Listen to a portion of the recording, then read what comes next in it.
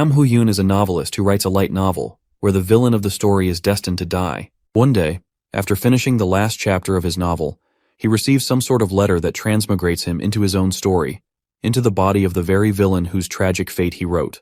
After the transmigration, Nam Hu-hyun finds himself lying on a bed. He's totally clueless about his surroundings, and even his body doesn't feel the same. When he walks up to a mirror and looks into it, he notices some disturbingly familiar features, like this ominously crimson hair, that sly mouth, and thin, slitted eyes that hide every trace of emotion. That's when it hits him like a thunderbolt out of the blue. He has possessed someone else's body, and that someone is Arsene Adel, the most powerful villain in his novel. The concerning part is that he is only a few days away from being assassinated. Before we get into all that, here's the context on this villain. Basically, the Arsene family has mixed blood, part demon, part human. Thanks to the demonic powers in their bloodline, they were once one of the greatest families in the empire. But they fell from grace, thanks to 6 specific families who banded together to take them down. With that context, it's pretty clear why Adel chose to walk the path of a villain. He tried to take revenge against the families that ruined his own, but he failed miserably. That's the very reason the original Adel called out to the creator of the novel in the first place. In just a few days, Adel will die a dog's death at the hands of knights from those 6 families. And here's the kicker. In terms of talent, Adel is one of the most gifted characters in the entire novel, so much so that his abilities even outshine the main characters. But no matter how powerful the villain is, Hu-hyun wrote the story in a way that he could never defeat the main character. No matter what. Worse yet, Adel currently can't even use his mana. If only Hu-hyun had known the restrictions he put on Adel would come back to haunt him, he never would have crafted a narrative this screwed up. It's completely stacked against the villain. As he's cursing his rotten luck, he notices the same kind of letter that originally brought him into this world. Turns out, it's a letter left behind by the original Adel for Hu-hyun.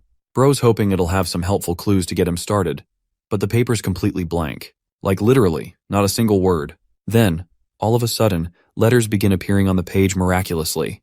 The phrase that pops up is a message from the original Adel to his creator. If Hu-hyun wants to know how to use the powers this body holds, Adel wants him to answer with a simple yes or no. Of course, Hu-hyun starts cursing again when he realizes he's actually talking directly to Adel, the same guy who dragged him into this mess.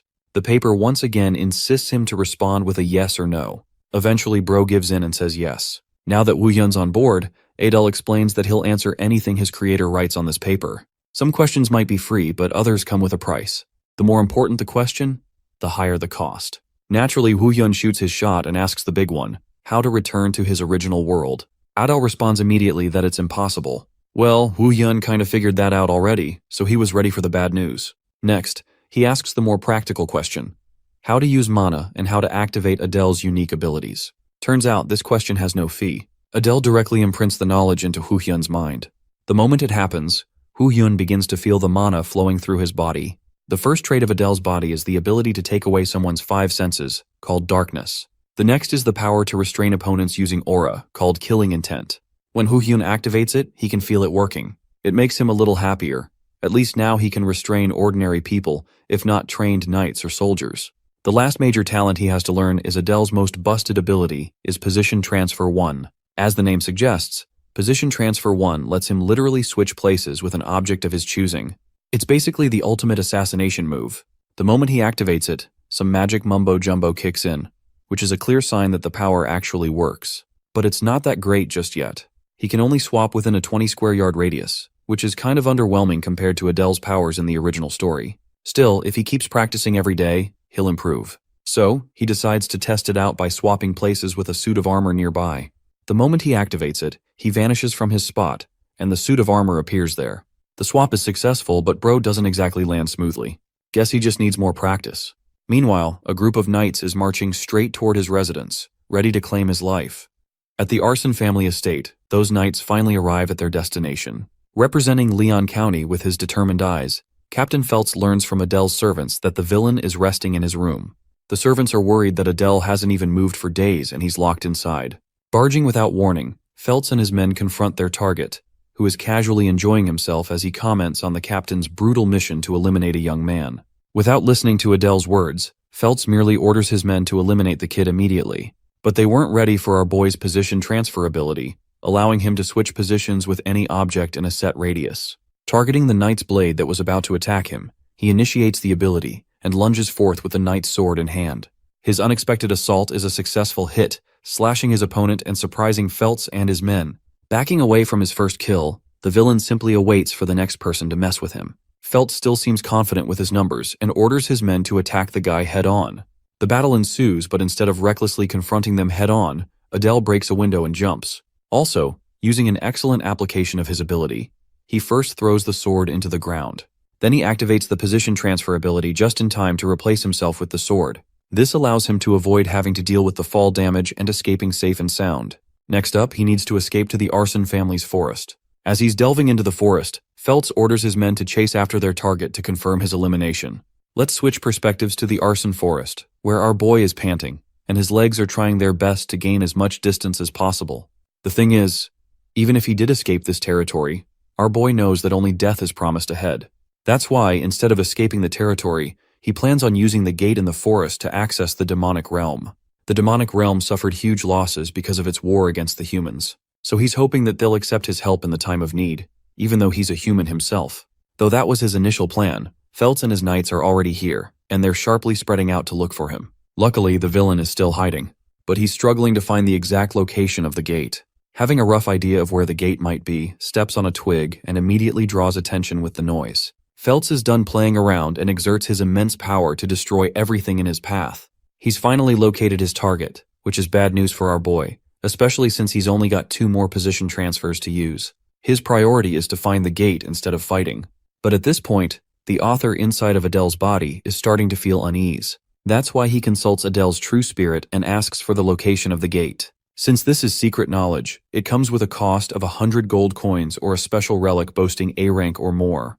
The author is freaking pissed that he's trying to negotiate something like that in the middle of the time trial for his life. Unfortunately, Feltz's latest attack catches up to our boy, who is sent knocking into the tree. With him down, the ruthless captain prepares his sword, questioning if the atrocious villain truly thought he could live if he ran for his life. Carving an eerie smile on his face, Feltz promises that Adele will meet his end today.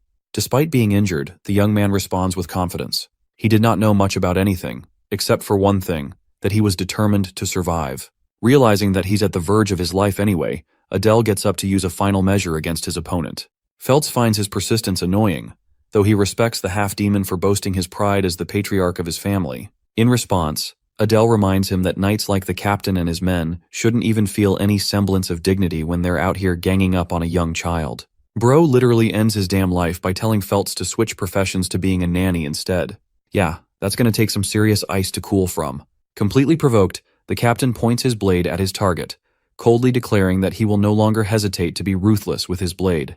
He plans to ensure the sword plunges the kid's heart. Feltz lunges forth to deal the killing blow, not knowing that this exact moment is what our boy had been waiting for. He whips out the special note that he uses to communicate with Adele and forces its contact with Feltz's sword. Maybe you guys don't understand what's going on. Our boy is so smart, he used his opponent's special artifact as the cost to know the answer to his question. This achieves his goal and also takes away Feltz's weapon. Adel's got that happy, "I fooled you, bruh" smile on his face, while the captain's blade disintegrates to nothingness, much to his amazement. The position of the demonic gate is made clear as the reward for the artifact, and so our boy utilizes position transfer again to leap away. Feltz tried stopping him, but the incompetent captain just lost his chance. The villain escapes to find his special gate.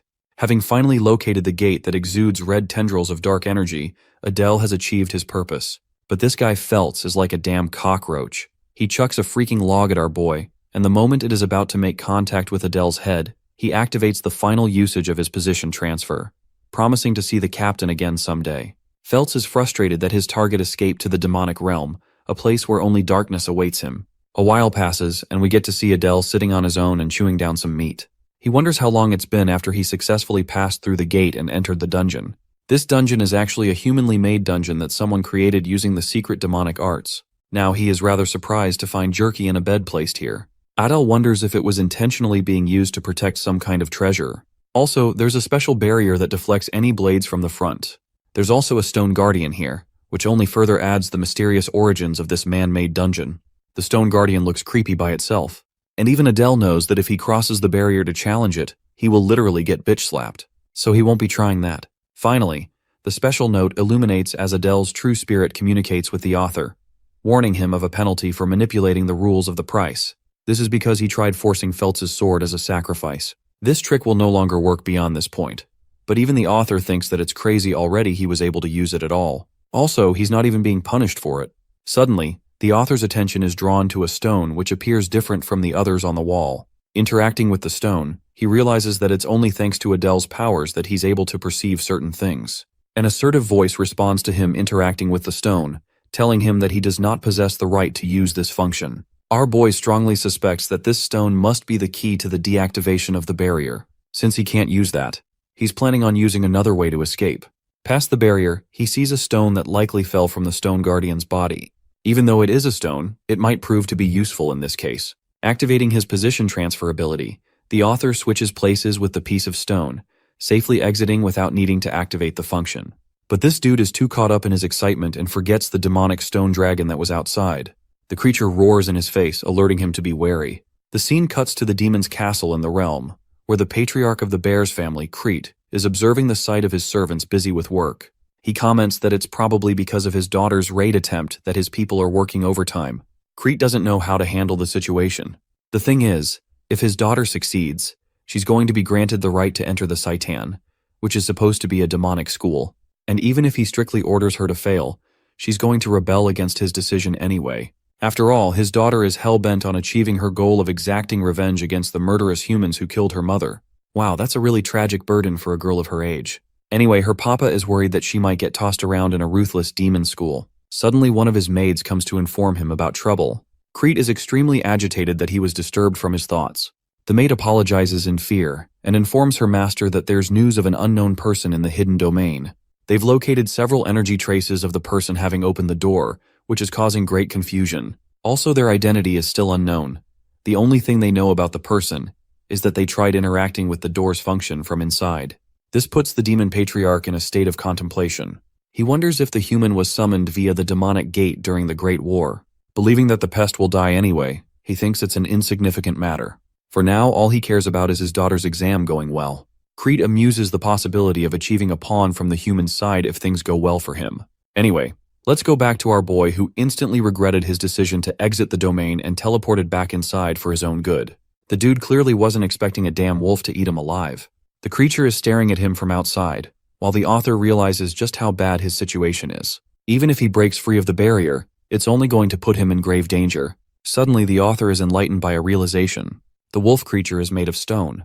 This means his ability might work on it. Activating position transfer again, he forces the target to be the stone wolf outside the barrier. His plan successfully worked to an amazing degree, trapping the monster inside and freeing him of the barrier's grasp.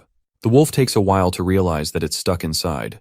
Despite its many attempts, it is unable to bypass the barrier. Adele makes a run for it and tries to find an exit, when suddenly, Bro runs into another horrifying creature of the abyss. He quickly realizes that there's a mission at every level, and this giant bug looks even more menacing than the wolf he just escaped.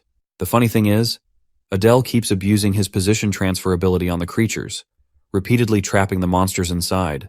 It is because of their inanimate nature that he can abuse his powers to their fullest extent. Having finally reached the final stage of the hidden domain, a voice calls out to him, congratulating him for reaching the final obstacle. It's surprisingly welcoming, especially to a human like Adele. The author assesses that this must be the boss room, and what he sees is truly terrifying.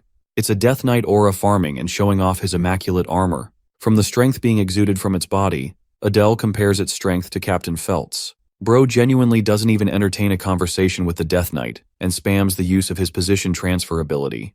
Before the boss monster is even able to finish his sentence, the poor guy is trapped inside the barrier. Adele moves past and finds the treasure box he was looking for. It's different from his expectations, as he didn't expect a special ornament engraved on it. This black dragon ornament actually represents the highest-ranked demonic families. Among them there is the sloth family, lust, gluttony, wrath, envy, and finally greed. The black dragon symbol represents the bear's family, denoting the sin of pride. It's also the same family that Crete leads. Of course, this revelation alone is a threat to our boy's existence. He tests his luck and opens the box to find a way to escape. All he cares about for now is to escape the demon realm. But to his horror, a shadowy mist emerges from the box and attacks his face. The dark energy forces its way inside of him. Pause, not that way, it's just going inside. The comments will have a field day with this one. Unable to handle the dark energy, Adele roars in pain as his human body experiences extreme agony. The consequence is a brutal one, implying that his head popped to 1,000,000 pieces. But apparently that's not what happened because he wakes up later and he's still fine. His eye changed as the black liquid attacked him and gave him the Eye of Superbia, a special ocular ability that increases his dynamic eyesight and only activates after killing an enemy. Now Bro thinks he's unstoppable because he can take on dozens of enemies at once. He's impressed by his decision to come to the demonic realm, and from here on out, he prepares himself for what's to come. Ahead of the chest is a giant doorway. Adele wonders how he should act, because there's going to be tons of forces lined up to seize him outside. Going outside practically ensures his death, so he has to think of another way. He amuses the possibility of surrendering faster than light, which is funny, but that's not going to work either. Right now, the issue is that he belongs to the arson family, and the moment the demons find out about him, they're gonna kill him. So he goes on to cover the insignia on his neck. As for the Death Knight from earlier, Bro is out here busting his sword against the barrier and demanding to be freed. The troubled Death Knight alarms him that Her Highness is coming. But of course, Adele has no idea who that is. It was at this moment he finally realized why there were rock beds and jerky around the hidden domain. It's because this hidden domain is a testing ground for the higher families to train their children. It's important for him to know what he's dealing with, so he immediately takes out his special note to communicate with the real Adele. The author inquires about the closest character to him right now. Once again, Adele's soul demands a sacrifice to offer a response to that question.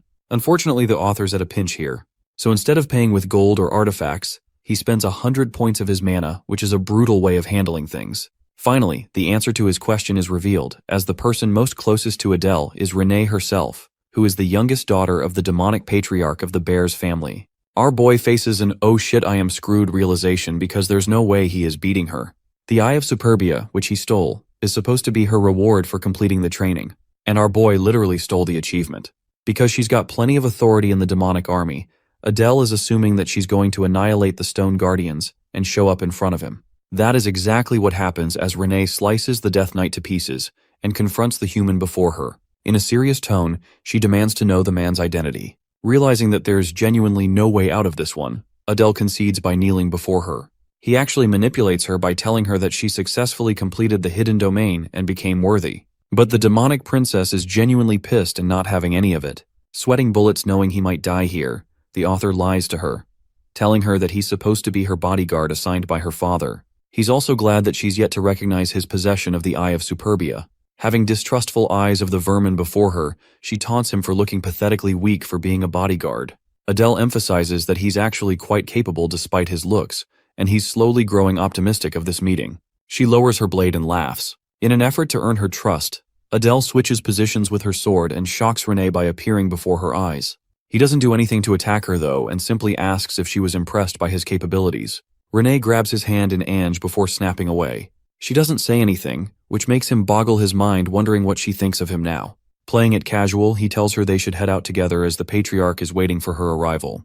This man is a top-tier gaslighter, goddamn. Adele also tells her that he's going to be taking care of other duties that he's been assigned by her father. Inside, he knows he's got to hurry up and get the fudge out or else he's doomed. Finally, he opens the door, causing Renee to become startled at the sight of her father. She wasn't expecting him to be here with his men. Intrigued by the whole situation, Crete finds interest in the human. Meanwhile, our boy is out here questioning his existence because now he's got to come up with an excuse to fool her dad too. He's going to be killed on the spot if they realize what he's done, but for some reason, Crete has yet to lift a finger. Crete attends to his daughter and asks if she cleared the domain. After confirming that she did, the patriarch requests the human to follow after him. Not knowing what's in store for him, the author ponders what's about to happen. He quickly follows suit, and he can't even consult the special note anymore because he doesn't have enough mana or things to offer. Having arrived inside the family mansion of the Bears family, Crete signals everyone else to return to their quarters. Glad that he's being given the chance to escape, Adele is celebrating on the inside. That is, until he realizes that there are guards secretly watching his ass in case he tries to defy orders. In his office, Crete meets his daughter, emphasizing that Renee has successfully completed the final task. But he still wants her to be sure of her decision to enter the training school. Renee is determined to go and answers yes. Crete goes quiet for a moment, before asking about the human she encountered in the reward stage. Recalling the way he shocked her with his powers, Renee confirms him to be a strong person. This pleases the patriarch's ears, causing him to be eager about the mysterious human. He concludes their discussion by approving of his daughter's admission to the Saitan school. As for Crete, Bro isn't even thinking about his daughter. He's more impressed by the human who entered the domain and cleared it on his own. Not to mention that he claimed the Eye of Superbia, and yes, this basically confirms that he knows about our boy being in possession of it. Finally, Rene's opinion is the most assuring confirmation he could receive. All of these factors point to one thing. He could use the human to his benefit. While this is happening, the clueless author is wondering just how long he's going to have to wait for them to finish up. At last, the human is given directions to the patriarch's room. He appears before Crete, who stares him down with a menacing glare. Adele is already afraid of what's to come, and wonders how the demon patriarch is going to handle this. He inquires why Crete permitted him to live. The patriarch carves a smile on his face before cursing him out for having the gall to fool his daughter to an impressive degree. Also, he casts an overwhelming amount of aura, to the point Adele is forced to submit beneath it. He realizes that the patriarch doesn't intend to kill the human, which is an observation that Crete finds amusing. Releasing the pressure, he allows the human to regain his composure. But Adele is out here panicking from the experience he just had. Crete is impressed by the human's sharp wits and inquires for his name. Adele responds with his name without including his family's ties. The patriarch then uses his demonic force to manipulate the human's body. At this point, our boy is genuinely clueless on what this dude actually wants from him. Crete orders him to open his mouth. Whoa, pause again. The demon patriarch shares that all he has to do is continue on with the story he was telling his daughter. While this is happening, a dark energy enters our boy's mouth, choking him from the inside out. Crete reminds him that the poison inside his body will kill the human instantly if he ever tries to deceive them. Adele is out here choking on his words, while Crete casually tells him that he's going to offer him a nice place to stay for later orders. The one-sided encounter meets its end with Adele at a loss for words. In the next scene, he is shown his new quarters to stay. Unfortunately, Adele doesn't have much choice but to accept what he was given in this shabby house. He's glad enough that his life was spared for the time being, even though it feels like he's being used as a tool. Also, the author is glad to have earned the patriarch's acknowledgement, which may turn out favorable for him in the long run. As far as his goals are considered, the dude has to do something about the damn poison inside of his body. Smartly making use of his position transfer ability, Adele forces the inanimate poison out of his body. He can't even think about what horrors would have been caused if something else had been teleported from his body instead. Anyway, Adele doesn't want to kill the poisonous creature, knowing it will alert the demon patriarch. The creature wakes up because its mana supply was cut off. Finally, Adele collapses on his bed, knowing he's no longer threatened by the poison. The tiny creature is snoozing right next to him. He's at the verge of sleeping when the status window opens, alarming him of his upgrade in abilities. Position transfer reached level 2. But the mana costs are too demanding. Adele wonders if there's a way for him to actually increase his mana pool so that he can hold his own against the main characters of the story. He figures out that there's indeed a way to achieve this effect. The scene cuts to Rene's expressionless face as she disapproves of our boy's plan. So far, he's been keeping checks on her for the past 3 days. Bro is getting ghosted in real life. That's how bad his situation is. The author assumes that she must have had a brighter personality, but thanks to the loss of her mother, it has made her ruthless and distant. Even as the author, he feels sorry for what happened to her. The servants of the patriarch call out to both Adele and Rene because Crete has summoned them. Adele thinks that it must be regarding Rene's entrance to the demonic school of Saitan. Of course, despite her accomplishment of successfully clearing the hidden domain, Saitan was on another level. Crete tells his daughter that she's destined to die after a while, and if that happens, she'll never be able to achieve her goals. This causes Rene an air of disappointment and sadness. Meanwhile, Adele is out here feeling like a third wheel to a parent-daughter conversation. To both of their shock, the demon patriarch entrusts her bodyguard to help keep her safe. To his surprise, the girl literally rejects this offer, which is really funny considering that she's willing to trample over her own goals just to get away from our boy. The thing about Saitan is that it's the only school where the promising heirs of multiple demonic realms gather. They're constantly experiencing conflict with the imperial school of the main characters. And in the original story, Rene was destined to face her death because of the conflict. It's the worst location on the planet, because death is always just a matter of time for the demons there. Despite that, Rene is prepared to go there. As for Adele, he thinks it's the perfect place for him to increase his manpower and his network. After all, since he's the author, he knows about the events of the story that will occur at the school. Shooting his shot, Adele agrees to go, but he has one final request. The author requests something related to mana, which the demon patriarch finds amusing, because he thought the human would try and negotiate his way out of the poison. The good thing is, Crete has yet to catch on to the fact that Adele no longer has poison inside of his body. Crete curses him but considers his request. Now that they're alone, Adele wonders what the demon patriarch will offer him for mana. Crete reveals that this particular treasure is part of his family's legacy, so he wants this matter to be confidential. Understanding that the human's mana is basically insignificant, The demon patriarch is prepared to lend him a power that will help him survive for his daughter's sake. Crete channels his demonic energy and declares that he will teach the humans the cultivation technique of their family, which bewilders Adele's expectations and shocks him to the core. The demon patriarch requests the aid of the demon god to bestow the powers of the demons upon a human. Crete's chant comes to an end and his body is flared up with purple demonic energy. A smile is formed on the patriarch's face, who is impressed that our boy's mental fortitude is impressive to have maintained his sanity even after the power boost. Adele learns that his cultivation technique will help him receive mana directly via the demon god, which means he's pretty much got an overpowered storage of mana now. Interestingly, Crete has noticed that the human's family has its ties to the 7 deadly sins. Though the human attempts to feign ignorance, the demon patriarch emphasizes that he's not worried about any betrayal schemes coming from the human. After all, the poison worm will take care of everything if he did in fact turn out to be a spy. The author is rather surprised to learn of the half-demon's family being connected to the 7 deadly sins, even though he, as the writer, never really included this in the original story. Crete tells him to leave, and in the next scene, we catch our boy in the forest meditating on his own. He believes this place should be suitable for him to practice his powers, especially when mana is easy to spiral out of control. Normal meditation seems calming and peaceful, right? Well, not for this guy. He's getting tensed up asking for the demon god's help, reflecting that he won't be able to use human mana ever again after this. Still, he doesn't have a choice, and has to fight for his survival here. Menacing eyes glare at him from the sky. The demon god deems this human a filthy disgrace, and even goes on to roar at him for carrying the blood of a traitor. It's funny to me how Adele is so sharp and slow at the same time. He's out here asking the demon god if he's truly the entity that governs the demons. In this world, this god is known as the god of pride. Adele asks if he's going to survive this experience. The demon god emphasizes that he would be dead already if he wanted that.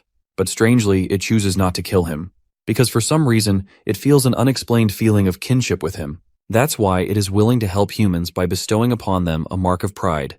This insignia is the representation of the god of pride's powers. However, the deity warns him not to lose his composure to such powers as they will make him insane. Adele has now acquired the power of a god, increasing his chances of survival in this hellish dimension.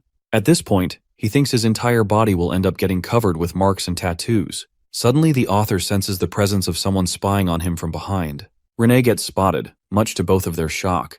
This is really bad for him, because her father clearly didn't want her to know about this. She mutters the words "dark priest," which fly right over his head. Fast-forwarding a month ahead, Adele has been training relentlessly, and his mana supply has tripled in that short period of training.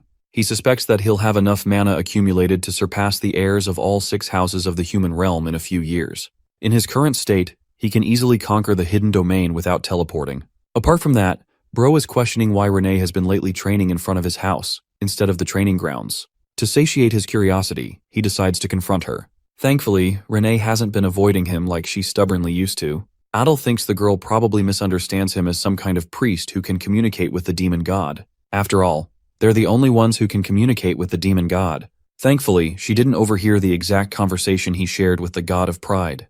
But in this case, being treated as a superior to the demon king's daughter will only increase trouble for him. Addressing her once more, Adele requests that she treat him the same way she used to. However, the girl feels a bit shameful for treating him coldly after seeing his powers. Acting as her bodyguard, he reminds Renee that he's merely following orders, so he too wants to be treated comfortably. Renee decides to follow his words and orders him to fetch her water. Bro doesn't get what she's scheming. Renee emphasizes that she's just following what he said just now by treating him coldly. Adele realizes that this guy is going to have to follow her every word at this point. Dude just can't win here. Having brought her some water, he assesses that he must conquer a domain, but unfortunately Renee is glued to him everywhere he goes. There's the issue of the main character of the story passing over to the demonic realm soon. He doesn't want the treasure of that domain to be lost, because its reward will help him survive Saitan. The author asks about her preparations for the enrollment exam. Renee is a bit surprised he's asking a question like that. Adele reasons that she's going to have to fight the strongest humans eventually, so it worries him to ask. Renee doesn't seem to be worried at all though, stating that she's got everything prepared. Adele suggests she double-check, because it could always end up being a thorn in her path if she forgot something important.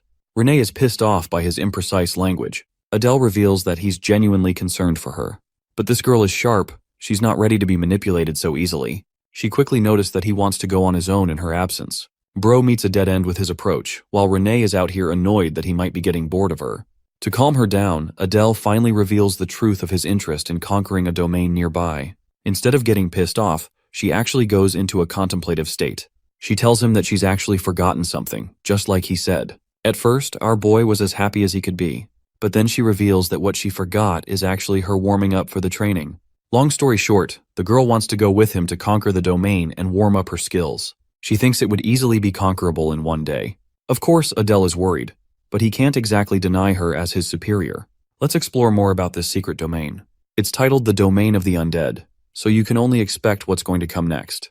The Domain of the Undead was once ruled by the necromancers, but now, it's nothing more than an abandoned site filled with the undead soldiers after the necromancers were killed in the war. Renee has extensive knowledge about the domain, and it brings her worry because it's dangerous, as it's a middle-upper level domain. Right now, the number of the undead soldiers is worrisome. That's why Renee's help will be necessary in this mission. The only problem is, going together will make it harder for him to escape with her. And if the news reaches the Patriarch's ears, he's going to get in trouble for putting her in danger. So that's why he requests her not to come, highlighting the Patriarch's reaction for leaving without his permission. But this demonic girl is already prepared. She knows a secret exit from the mansion. She takes him to the secret hole that no one knows about. Adele realizes that she must be used to sneaking out for doing this so casually. Renee doesn't respond to him, and they quickly use the exit to leave. Arriving in a misty mountain range, the duo walks ahead. Adele asks about how long it will take, but this seems to earn an annoyed reaction from her. He realizes he messed up and tells her they'll just go ahead. Anyway, Renee explains that they're gonna have to climb over the mountain, and that will be it. For her, this is easy to say, but for our boy, he's suffering inside. Finally, they're at the desired location. The place is destroyed and abandoned. Renee is out here cursing in her language, while the author believes he's got to hide his family name from her no matter what. Now, since he knows the way inside, the duo digs their way ahead. The domain rests under a large rock statue, which soldiers situated underneath to protect their lands. Having arrived at the entrance of the place, Adele offers to take the lead for her, but Renee is confident and wants to go on ahead. Inside the domain, Adele is impressed by how bright it is. Renee finally leads him to the exact location they were looking for. From its energy alone, the author judges that it's an even more powerful region than the bears' training grounds. He suspects 100 graves to be buried here at least. Renee and our boy are moving on ahead when suddenly, a bonehead and his fellow friends emerge from the ground. These bald bags of bones surround the duo from every direction. Channeling her abilities, Renee unleashes her advance and disintegrates the skeletal soldiers like paper. Right now, Adele is really glad that he brought her along. He understands that at least one necromancer must be casting the use of the soldiers, so they need to target him. He blocks an attack and tells Renee that he'll be right behind her. The defeated soldiers only end up resurrecting again, much to her shock. The necromancer leading his troops stares them down, impressed by their audacity to step foot in the domain. He ordered his soldiers to eliminate both intruders. This is bad for the duo because the undead soldiers keep on reviving. Adele instructs her to keep on advancing and target the necromancer. As for him, he's busy helping create an opening so she can execute on her goal here. Defeating more of the soldiers, the author tells her that he's got this side covered, so she can focus on her role. Channeling her powers, the demon patriarch's daughter lunges forth to kill the necromancer. The mage summons even more soldiers to stop them, but Adele thinks they need to focus on taking him out quickly. If they can break the caster's orb, this battle will be as good as gone as he can then use position transfer's new ability. Well, their troubles shoot up to 1,000,000 when a goddamn King Kong-sized skeleton is summoned out of nowhere. Adele is worried for Renee, but instead of getting beat like any weakling manhwa character would, this girl actually ends up defeating the creature in a full swing. She is much more powerful than Adele thought.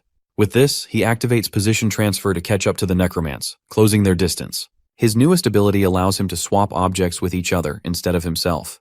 So he casts Exchange, which relinquishes the orb from the necromancer's grasp and places it directly in Adele's hand. That's all they needed really, because the bonehead mage is basically about to get fucked without being able to cast anything. With the orb crushed and finished, the necromancer is automatically defeated along with his summons. Thanks to their combined efforts, they were successful in taking down the threat. Interestingly, the necromancer's final words are one of gratitude for the human. Adele faces a stark realization. He's the one who wrote the tragedy of this place in his story. And because of that, he really feels sad for his characters, and hopes that they're now finally able to rest in peace. Renee questions if there's anything else for them to do beyond the boss battle. Of course, there's the reward collection. Finally, he'll be able to get his hands on the item he so desperately requires. The item is called the Fang of Darkness, a dagger made from a special steel of the demon realm. With it, it can convert darkness into mana and increase one's abilities in the dark. The second item is a ring called the Eternal Full Moon, allowing the user to quickly absorb mana with moonlight. Adele is quite impressed by the dagger, and realizes that he can max out his darkness trait with this weapon. As for the ring, he doesn't really have any use for it, so he turns to Renee and offers it to her. She's okay with the reward and accepts it. Acting like a gentleman, Adele places it on her finger, causing her to visibly blush from the experience. She quickly draws her hand away, acting cutely in confusion. Our dense protagonist has no idea why she's acting in this manner. Renee, still feeling flustered, feels the effects of the ring coursing through her body. She really likes it.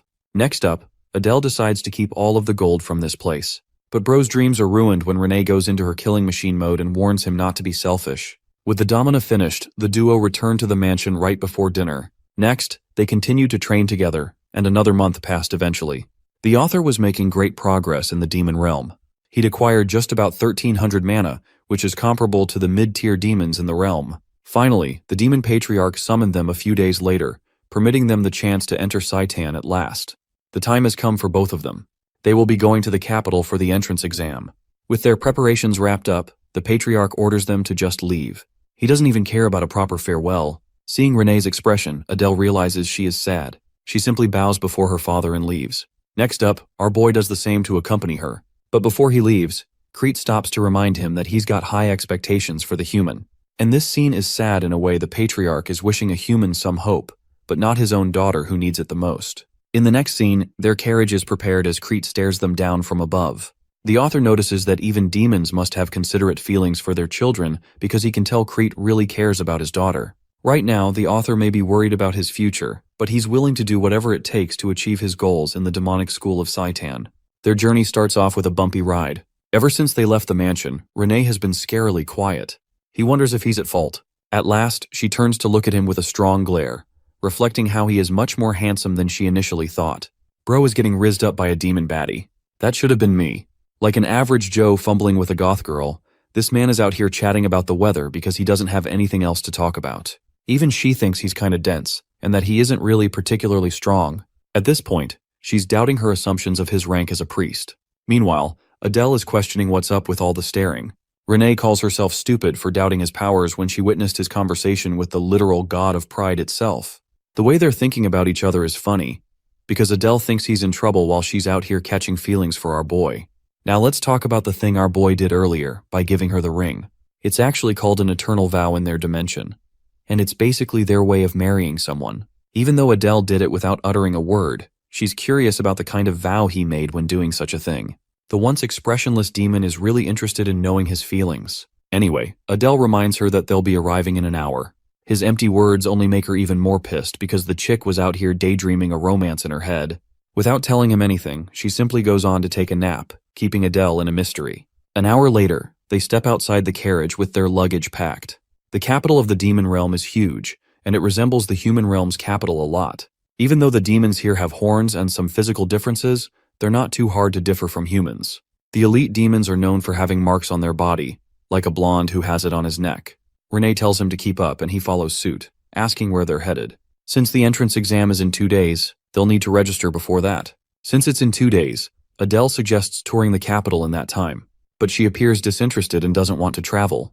Adele still thinks he messed up, but once again, she shuts him down to register for the exam. Recalling the backstory he wrote for her, the author realizes that Renee never left her house because of her mother's death. So she should be feeling freedom here, but for some reason she's appearing disinterested in her surroundings. Anyway, they're in Saitan at last, an incredible university that is triple the size of an ordinary one. The receptionist here is an old man taking care of the registration process. Adele steps up to speak on his lady's behalf, much to the guy's shock as he points out that Adele doesn't even look like a demon to begin with. Even worse, the egghead calls him out for being a half-demon trying to apply to Saitan's exam. At this point, our boy knows that his future here is going to be really painful to deal with. The angry egghead continues his rant until he recognizes the horns of the demonic princess. Renee mentions that she's from the House Bears and that her guard will be admitting along with her. Humpty Dumpty follows her words, even though he calls the guard a pathetic half-demon trying to enroll in the best demon academy. Renee is done listening to his arrogant words and reveals a hint of her power for insulting the Bears family. Bro wants to get in trouble for no reason. Just do your job, baldhead. Anyway, Adele mentions his name and house association to House Pixie. And with that, the registration process is finished. To explain why the receptionist is behaving this way, the author internalizes that the half-demons actually ended up banding with the humans in the war. That's mostly why the pure-blooded demons are mad about them. Anyway, with the registration finished, They need to get to their inn for the night. Having located a nice-looking tavern, Adele thinks it should do the trick. But this rich and spoiled brat has her own complaints about the taverns here. Adele reminds her that they don't have her daddy's money to play with, so their options are limited. Crete only parted them with 10 gold coins, which will only be enough for them to live up to a month. After all, House Bears suffered major losses after losing the war, so they can't afford to overspend. The duo heads inside to book a room. Adele does all the talking for her. The funny thing is, Renee gets embarrassed the moment she hears the receptionist asking if they want to share a room, because it implies the birds and the bees, and I don't think that needs more explaining, folks. The dude insists upon having separate rooms. Since they'll have 2 different rooms, it will cost them 2 gold coins in total. It's not the worst deal ever, according to the author. Renee heads upstairs while Adele shares that he'll unpack the luggage while she can rest. Since she's always lived in a giant mansion, the author suspects that it's her first ever experience of living in a shabby place like this. But it is necessary for her to get used to it as fast as possible. As for him, he's going to need all the rest he can get for the exam ahead. At last, the 2 days passed and the day of the exam is here. Applicants are told to follow strict instructions. There's so many applicants around them, which makes the author wonder if there are at least 100 candidates. The fact that so many of these talented people are signing up to kill the humans is enough of a warning sign to our boy, because the moment his identity is leaked, they're all going to jump him. The supervisor of the exam orders the students to bring out their ID and board the train. It's the last thing he expected in the demon realm. For the demons, they've actually set up dimensional gates to block intruders from entering their realm. Trains are the only way to cross paths in Saitan, and at this point, the author wonders just how large Saitan really is for having a train system installed so easily. The 2 of them board the train and arrive at their destination in mere moments. Finally, they're in front of the Grand Demon Academy. Applicants are told to follow their guide and enter the auditorium for their exam. They walk inside. Adele is left speechless by the luxurious ornaments. Every glance is overwhelming to him. He also notices that only young demons have come to take the exam, which makes it likely that the other heirs of the 7 deadly sins also showed up. Donning full black trench coats, the author realizes that these people must be the instructors. Now, he wants to make a positive impression right away to increase his chances of having a good time in this hellhole. Renee mentions that their exam is about to begin. The doors immediately snap shut, and the once illuminated bright place turns disturbingly dark. The author suspects that magic was used to achieve this effect, and he's curious about the content of the exam.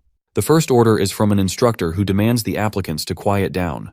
Wearing a distinct appearance and a short stature, she welcomes them all to Saitan, and instantly starts cursing the shit out of the lousy candidates. She openly admits that she's looking forward to seeing them get killed this year. Wow, what a welcome. Adele is trembling by the sheer weight of her voice. Carving a malicious smile, the girl gets serious to attend to their business. She begins the exam procedure without warning them another word. The pressure exerted from her body is enough to cause every student to feel overwhelmed. One after another, the weak candidates are filtered out swiftly. The instructors aren't surprised by the headmaster's cruel way of handling the exam. Yeah, that crazy psycho chick is actually the headmaster of the academy. Also, this test is one of mental fortitude. The reason Headmaster Lucian selected this test is because she wants to see if the candidates have enough power to withstand an interrogation by the humans if the situation comes to it. 5 painful minutes were endured by the candidates, and almost none of them were left standing, except for Renee and Adele and 6 others. The instructor initially had high expectations from the 100 candidates that showed up to take the exam. Still, it's more impressive than last year, which is a good improvement already. This batch of candidates especially includes the heirs of the 7 deadly sins. The instructors are confident of their arrival. However, they're shocked to find an unknown guy holding his ground. This kid is different from the heirs of the demonic families, and the fact that he maintained his sanity for 10 minutes is proof of his caliber. However, beyond this point, the instructors believe that the kid will cripple and fall. Though Adele is experiencing extreme agony, the male instructor senses a pulsing dark energy exuding from his body. They're all shocked, including the headmaster Lucian. Bro is out here looking like a demon god himself with this sudden transformation. Sensing the danger of the situation at hand, the male instructor senses the need to act and kill the candidate at once. At first glance, it was clear to everyone that the boy didn't appear special, but the moment he caused the very atmosphere around him to crumble, they recognized his hellish killing intent. It was a ruthless intent, as if he were one of the worst murderers ever known. That's why the instructor immediately wanted to act. But despite his preparation to act, Lucian observes that the instructor is hesitant. He is afraid of taking on a formidable threat, even though the kid is nothing more than an applicant. His colleague smiles, while the rest of the candidates are exhausted. At this moment, our boy understands that if he doesn't find a way to endure this test, he's going to crumble his mental state and go crazy, like the god of pride warned him. Then a plan sparks up in his mind. What if he used his killing intent to go against the aura of the girl conducting the test? So he does exactly that, knowing that he can't just wait around. His body exerts tendrils of red demonic energy, countering the headmaster's aura. Lucian is so impressed she wants to increase the intensity of her aura to make him submit. But the author is at the verge of going insane and actually holds his own, even after Lucian's increased intensity. It earns her attention, and at last, he succeeds in surviving the test. Even though he should be worrying about himself, his attention turns to Renee, who is holding her ground without much trouble. The same goes for the remaining heirs of the 7 deadly sins. The heir of envy, Baltan, and prone of lust, Samuel of gluttony, Aaron of sloth, and Guar of greed. They're all holding their ground. The author remarks that he wrote some of the characters with passion, but in the end, these meaningful characters all get killed by the heroes of the story. He takes notice of the 6 members and finally turns his eyes to the heir of wrath. Donning beautiful long hair of snowy white, she has a crown of thorns and scarlet merciless eyes. It was at this moment that he was staring down the worst villain of the story he wrote. He was facing the future demon lord Diana. The first part of the exam is concluded, but Adele is busy gathering his thoughts. Now, the Demon King typically comes from the family of Wrath, so Diana basically doesn't have any need to be here at all. And yet, despite being a successor to the Demon Lord, she's come to apply as a candidate. So he wonders if something went wrong in the story. Anyway, the candidates who failed are being little bitches for being unable to pass the test. Most of them are spoiled brats who are complaining about the nature of the cruel exam. But the instructors don't give a damn about them being trust fund babies of their daddy. They make that part very clear to these rich imbeciles. The male instructor emphasizes that the applicants who couldn't even survive for 5 minutes are unneeded in the academy. And so, the gates are closed on the failed candidates. This first exam alone is enough to show just how ruthless the demonic academy is for treating its candidates. Luckily, Adel passed, and he also observes that Lucian is actually the headmaster instead of a typical supervisor. She alone is the strongest person in the demonic realm, despite her cute-looking character design. Though he was lucky to survive the first test, he needs to hold his ground for the ones remaining. After all, most people fail in the second exam. While this is happening, the author notices that Renee is gathering a ton of eyeballs. She's got a lot of fans for being super strong with her combat ability. It only makes sense that the heirs of the 7 deadly sins are famous figures. They were able to withstand Lucian's aura as well. Poor Adele is a bit disappointed that he isn't getting noticed like all the others, especially since he stood his ground. Renee comes around praising her so-called bodyguard for passing.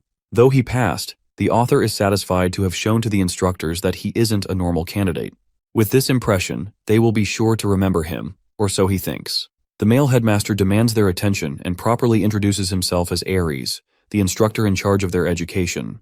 This guy looks so intimidating that Adele thinks he probably keeps a secret knife in his pockets at all times. Ares congratulates the candidates who passed, and elaborates on the test's purpose to test their mental fortitude in case they were to be interrogated by humans. The 8 applicants who survived will be granted extra points, and if they succeed in the second exam, they'll all gain access to the weaponry. It's Christmas for our boy, who is as happy as he can be for getting a chance to obtain such a prize. Well, the other candidates are equally as annoyed for failing even more now. Ares starts by explaining the nature of the second exam. First, they will show off their abilities, regarding the kind of talents they each possess to face the humans. They will be assigned a class depending on this specific exam, so they must be careful to bring out their best. Adele understands what is being asked of the applicants here, though he wonders what kind of humans they'll be going up against in this exam. Ares showcases them the opponent they will be facing for this special exam, and with the snap of his fingers, he summons a creature born from the essence of light. Donning a distinct set of armor and a recognizable sword, Adele immediately realizes that they're about to get destroyed at the hands of the strongest hero among the 6 great human families. It's basically the definition of fighting the final boss of the game while you're at level 2. It doesn't make any sense for this overpowered dude to be here. Renee observes his reaction and wonders if he knows about the guy. Of course, poor Adele can't even reveal that they're gonna go up against Ninai Sel, the head of the Ninai house, and a man closely related to the protagonist of the main story. To make matters even worse, the author internalizes that John Wick's overpowered cousin over here is actually the protagonist's father, the sword saint who stands unrivaled with his sheer talent alone. Some of the candidates are smart enough to recognize who he is, and they've already given up hope to pass this test. It's not a surprise they know about him, since this guy is a one-man army responsible for bringing down multiple demon houses on his own. Of course, even Ares understands that the kids will get massacred in a full-on battle against the sword saint. That's why Ninai Sel won't be using more than 10% of his strength in the fight. Initially, Renee thinks this test is about to be way too easy with those odds, But the author carefully reminds her that they're facing a literal apocalypse-level threat inside the body of a human. Even at 10% of his output, the Sword Saint can easily wipe out cities. This makes Adele curious about how these applicants will overcome the exam. He thinks that there must be some kind of criteria in place, and while the information scroll could be really useful here, he doesn't have any money to waste on it. Ares announces that they're going to be dividing the applicants in teams of 4 to take him head-on. To make it even fair for the applicants who scored exceptionally well, the top 8 will all be separated from each other, and the remaining candidates will be assigned at random. Bro is really happy to be included in that list, while Renee is a bit ticked off that her teammates are freeloading off of her. As for Adele's team, yeah, these guys are already giving him hell for simply existing in the same team. Renee gives him a cute tap on his shoulder, gesturing to him to return safely. Adele happily wishes her the same, and that's how 33 groups were formed. Adele was the leader of the last group, and his team members include Kina, Chris, and Sanchez. He doesn't recognize a single one of those names as the author, which means they're pretty much NPC characters without any specialty in moving the plot. Kina and Chris are really nice and greet him well, but Sanchez appears to be a stuck-up emo bitch with issues. He immediately attacks our boy with his words, shaming him for being a half-demon. The situation is so bad for the author that even the NPC trash characters are out here grilling his ass. Anyway, he ignores it and encourages the group to do their best. First off, he wants to clear off some roles for his team. So he starts with Chris in an effort to know about their abilities and skill sets better. Chris cooperates nicely, showcasing his mana transformation ability to morph a triangular prism into armor and sword. Though his abilities lack high killing intent, they are versatile and can be used in a number of ways. This is a really good sign to Adele, who wanted this kind of teammate. Kina is next and explains that she's a support player instead of a damage doer. With her powers, she can amplify the speed of her allies by offering a prayer to the demon god. After casting her buff on Adele, she feels really exhausted, but our boy teases her by making light of her ability. Anyway, this is really bad for him. The chick's buff is practically weak as hell, so he's got no idea how she managed to pass. Last up is Sanchez, who showcases his rock-type enhancement ability. Bro is out here turning into Super Saiyan Brown. It's not bad for a tank-type fighter. At last, Sanchez demands the leader to show his abilities. Tossing a ring in his direction, our boy casually teleports up to him with godlike speed, stunning Sanchez as he could have killed him at any second in a real battle. Kina and Chris are really impressed by their leader's unique teleportation ability. In his mind, the author willingly chose to keep the rest of his powers a secret, because he just doesn't know what they're going to be up against in the future. As for their team formation, he wants Chris and Sanchez to prioritize defense. He will take the center and Kina will support from the rear. That sounds like a good enough formation for the test, so they all agree in unison. And with that, the second exam is about to start as Ares calls the designated teams to step up. Group 1 is first in line. The author is impressed to find the candidates possessing blazing eyes of determination, even though they were going up against the Sword Saint. Well, not that it matters, because the moment the exam begins, it also ends in that very small instant. Group 1 is decimated, and not even Adele could see the Sword Saint in that small duration. Ares calls for Group 2, which also gets annihilated. Group 3 meets the same fate, and upon calling Group 4, the candidates rebel against the nature of the ridiculous exam, calling it rigged from the start. Ares excludes the 2 complaining candidates from the test, and asks the remaining 2 members if they want to still participate. Adele notices a blonde kid actually going forward with the exam, despite being handicapped. And it is at this moment, he reflects that this must be the hidden part of the puzzle to succeed in the second exam. Group 4's test initiates with the 2 kids facing the Sword Saint. The outcome of this battle is already decided as both of them are defeated in an instant. Now if he used real aura, they would be in pieces. Even our boys' team is doubting their abilities now. Sanchez is practically shaking in his boots. The Sword Saint continues to annihilate the groups until Group 10 steps up and immediately forfeits. At last Group 20 is called and all teams until 30 are wiped out from there on. Not even one of them could land a proper strike. It was a fight against an unbeatable opponent.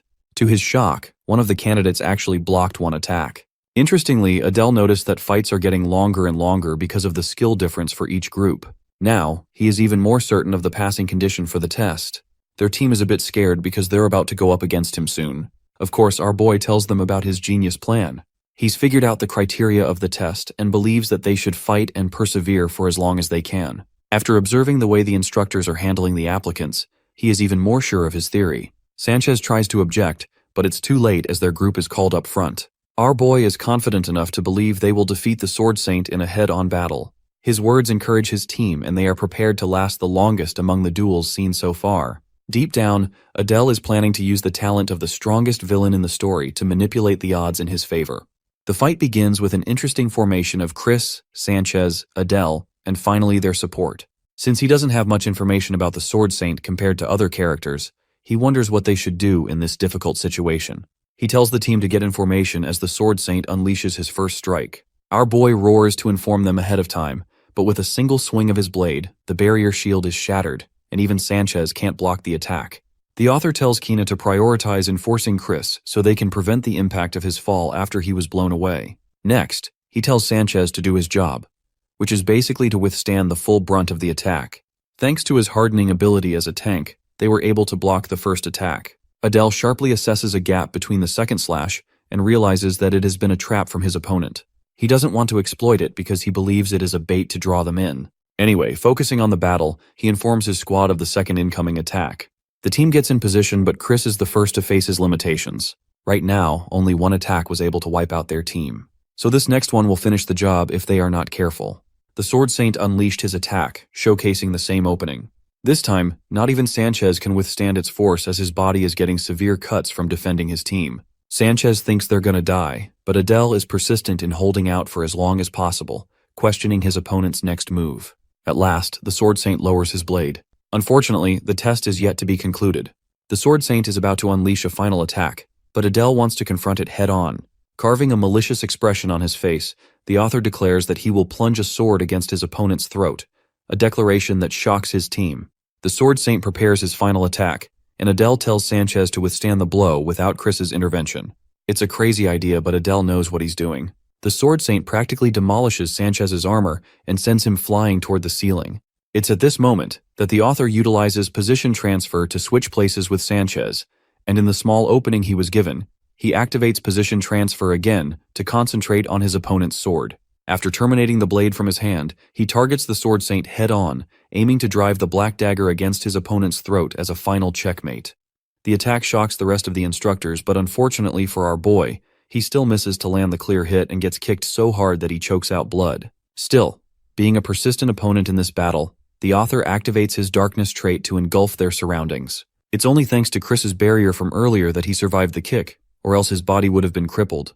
Though his attack failed, he successfully trapped the Sword Saint inside a barrier without a trace of light. In this void, he has the clear advantage with the Blade of Darkness in his hand. In a place like this, it basically has limitless attack potential, so he is confident in his approach. Or so he thought, because the Sword Saint menacingly turns back and shoots him a glare, before appearing right before his eyes for another attack. Even Adele thinks he's facing a monster more demonic than any demon. But luckily, thanks to his control over the dark, he pulls the dagger from a blind spot and targets his opponent. This time, the Sword Saint failed to anticipate that our boy could cast hundreds of dimensional daggers. He activates the skill as it pierces the Sword Saint's body like projectiles, impaling him throughout. The state of the Black Void confuses Adele's teammates, while Ares realizes the fight is over. From the shadowy mist emerges one warrior standing and one defeated on the ground. Adele is the victor, and his performance has left the candidates speechless. His strategy worked, and even impressed one of the heirs. His teammates come rushing to him for his brilliant plan. Our boy is smart, and doesn't dive into the details of how he beat the Sword Saint. As for Sanchez, the poor guy is in a terrible state, but he's being helped out by the instructors. To his teammates' surprise, the exam isn't over. As Adele explains, they have to execute one last step. Plunging the blade deep into his opponent's body, the author showcases his ruthlessness to the instructors, even amusing the heirs. Fran thinks he's quite impressive for being a half-demon. However, she thinks he's still naturally inferior to pure bloods. Her words just now piss the heck out of Renee, who is releasing a murderous aura to signal her response. Fran wonders what's causing the bear's princess to act up with such viciousness. It sends a chill down her spine. The 7 deadly sins are already working their way, trying to intimidate each other for the sake of rivalry. Fran's servants are lousy simps who think she will win against Renee. Back to Adele, he notices Renee radiating bloodlust and wonders what's up. But that's not important, as the instructor Ares approaches him and questions if the boy knows why he's here. Seeing his nonchalant response, Ares turns away, reminding the boy that he will be keeping close watch over him. Adele is a little disappointed he didn't get praised or something like that. Right now, a battle between Renee and Fran is being set up. Adele wonders about the identity of the demon Renee is facing. From air appearance, he realizes that she belongs to the House of Lust. But it doesn't make any sense that she's challenging Renee of all people. The author admits that he's naive for only writing deeply about his human characters and neglecting his demon characters. Franz sees the half-blood from the distance and calls him out for it. Bro wasn't expecting that, but this crazy chick makes it even worse by ordering him to become her slave. Hearing that, Renee gets even more fired up to kill the bitch, and she dives in to unleash her first attack. Seeing her guard being disrespected by the embodiment of lust, Lady Renee charged forth with her blade drawn. She refused to give Laurel Fran any time to respond. The two would have clashed if it wasn't for the instructor's meddling. He warned them that unnecessary quarrels inside the Satan campus are strictly forbidden. If they want to slice each other up, they should resolve their conflict outside the school. The students watching the fight were taken aback. If Ares hadn't intervened, something bad could have happened to two of the top prospects from the Seven Deadly Sins family. Renee promptly sheaths her sword with a scoff as Laurel shivered. With a concerned smile, Adele checked on his boss. She stared at him blankly as he gave her a heads up to take the stage. Instead of joining her group to take the test, Lady Renee pulled out a handkerchief and wiped Adele's sweat instead. She gently cleaned his face and complimented his good showing. It should have been me, not him. Lauren still hasn't learned her lesson and criticized Lady Renee for acting too close with a half-demon. Adele ignored her racism and was just glad that he was being treated a little better after passing the test. Looking him in the eye, Lady Renee asked if he hid his strength during the trial. Adele was confused. He had to risk a lot just to land his attack earlier. Finally, Group 34 was called to the stage, and Renee calmly made her way while promising to keep Adele's secret. She must think that he's an all-powerful priest from the family. With Lady Renee out of the picture, Laurel Fran swooped in to mess with Adele once more. Upon hearing what his name was, a sly smile appeared on her seductive face. She didn't appreciate being interrupted earlier. Emanating an intoxicating aura, she ordered Adele to leave that bear as skank and serve her instead. Laurel thinks her appeal can steal this nobody guard so she can avenge the humiliation from earlier. I know some of you would have folded. Wholly unaffected by her bewitching ability, Adele nonchalantly dismissed her and turned his attention to Lady Renee's performance. While she throws a childish tantrum, he focuses on the stage. Adele has high expectations for the children of the other Seven Deadly Sins family, but he's rooting for Renee. The Sword Saint had been rebuilt, leaking a bone-chilling aura around his attack range. It's an intense standoff, and Renee is not faltering in the slightest. Instead, she took a step forward, ignoring the three nobodies in her group completely. Her actions piqued even the future Demon Lord's attention. The air of envy, Balton laughed at her boldness. Adele, on the other hand, felt his alarm bells go off. Logically speaking, walking up to the Sword Saint is a death sentence.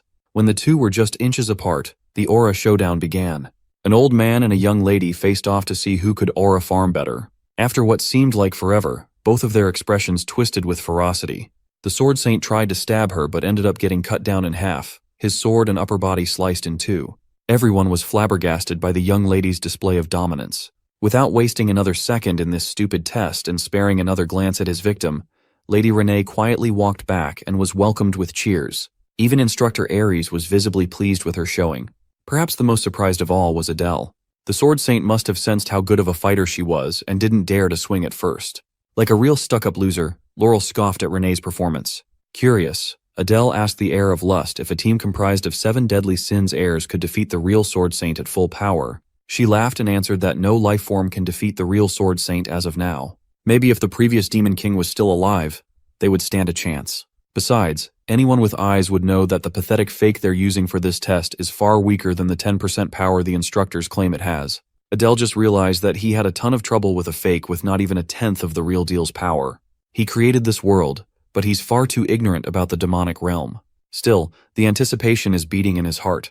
The remaining groups that are about to be tested are all led by Seven Deadly Sins heirs. Maybe they were fired up by Renee's performance, but the other heirs also showed why they are who they are.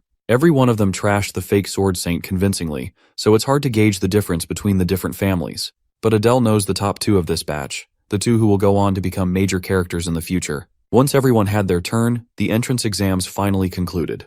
After gathering everyone in front of the podium, Instructor Ares announced that everyone who had the balls to participate in combat, regardless of the result, got a passing grade. With this, the remaining youngsters are now official trainees of Saitan. Ares warned them not to celebrate just yet, for they had just punched their ticket to a hellish road that had broken a lot of demons before. For those who have passed, the entrance ceremony will take place in 2 days' time. Those who have managed to defeat the Sword Saint must stay for a bit longer. Adele reckoned this must have something to do with the promise of the reward mentioned during the first test. The heirs of the Seven Deadly Sins, plus Adele, passed with flying colors, and they will have the opportunity to enter the armory. Before that, Baltan raised his hand in question. He asked if they could exit the armory with tons of weapons in hand. He's excited to see what Saitan has in store for him. This delusional question is par with the course for the son of envy, Lycan Baltan, who has an insatiable curiosity and appetite. Adele remembers writing quite a bit about this guy in his novel. Instructor Ares calmly retorted that trainees would have a hard time progressing on wielding multiple weapons, so they are permitted to only take one. Refusing to entertain more inane questions, he led them to the armory. He touched a wall's surface and a magical seal activated. A hidden door materialized before everyone's eyes. Ares added that this is a privilege that Saitan is giving outstanding trainees. Whether they make the best or worst choice is entirely up to fate. Instead of an armory, the entrance looks more like a dungeon gate. Ares instructed them to enter in the opposite order of the exam, and they would be inspected upon exit. That gives Baltan the first pick and Adele the last. The big guy must really dislike him.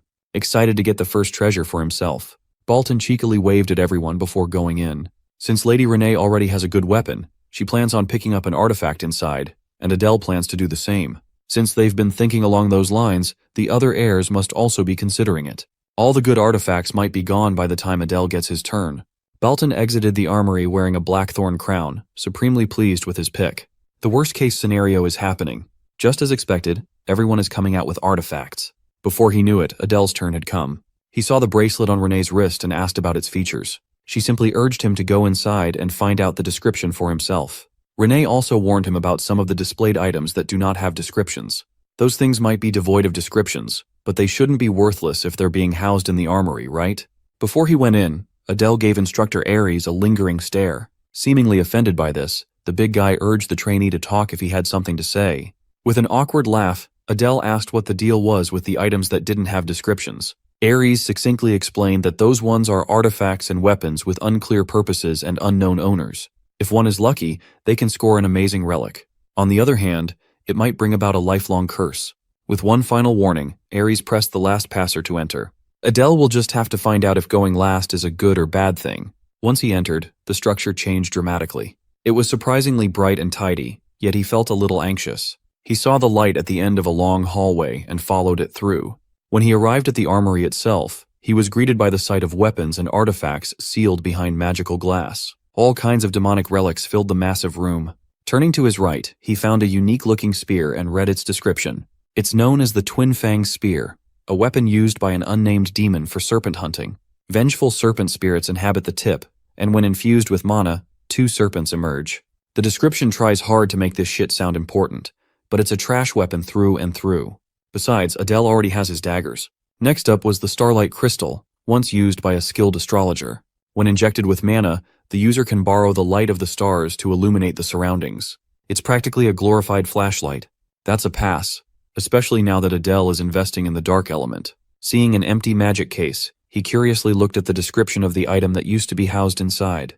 It's the Great Circlet of the Victor. It grants the user exceptional recovery and stamina, binding itself to the user until the day they die. This thing must be the thing Baltan was wearing on his head. Adele found this discovery odd. He remembers getting rid of binding items in his novel, so he never thought he would run into one here. Looking left and right to scan the area, he became more and more convinced that all the good stuff was gone. The bind of the python is gone, and so are the flag of the demon general and insignia of the fallen noble.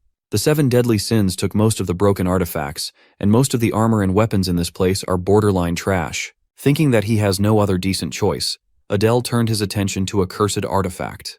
But then he remembered a unique method only he could use. Pulling out the magic paper, he steeled his resolve to spend a bit of gold. Turning to a broken sword without a description, he asked the page for information. He was prompted to pay with either an artifact above the relic grade or 100 gold coins.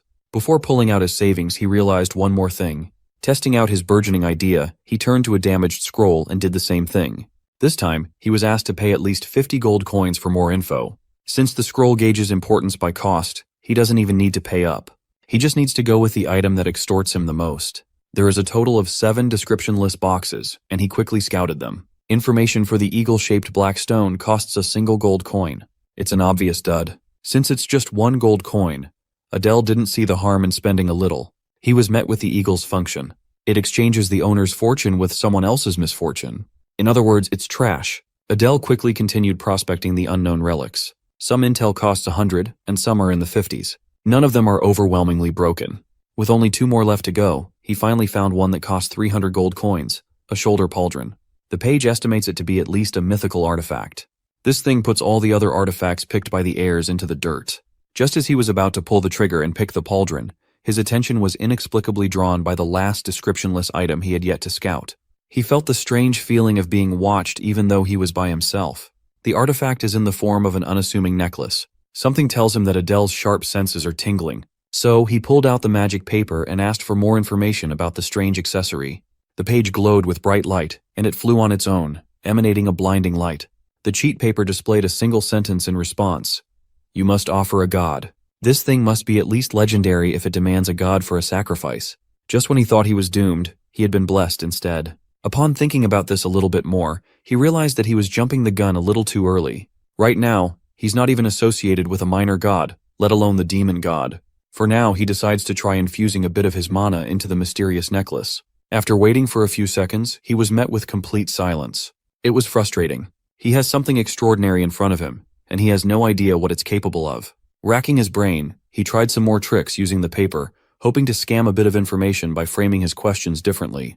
However, no matter what he asks, as long as it relates to the necklace, he keeps being prompted to offer a god in return. He's finally beginning to concede getting a lick of free info. Nevertheless, he took the risk and picked the bejeweled necklace as his reward. Regardless of function, he's certain that he got the most valuable thing in this armory. Upon equipping the accessory, he opened his status window to check for any changes. Just as he expected, an unknown trait that wasn't there had popped up. He'll just have to take his time figuring out what this thing really is.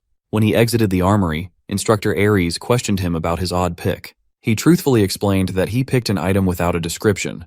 When asked if he had any insider info, he honestly answered that he didn't. Technically, that wasn't a lie. Adele just can't think of a decent reason why this seems to hate him so much. Finally, the big guy conceded. He might be a little sus, but he has to trust the words of his cadets. He turned to the freshman frontrunners and advised them to take care of their chosen artifacts, for they could be their lifeline. Adele scanned the room and saw figures that would lead the demon world soon. They'll get tons of investment and support in the future, for sure.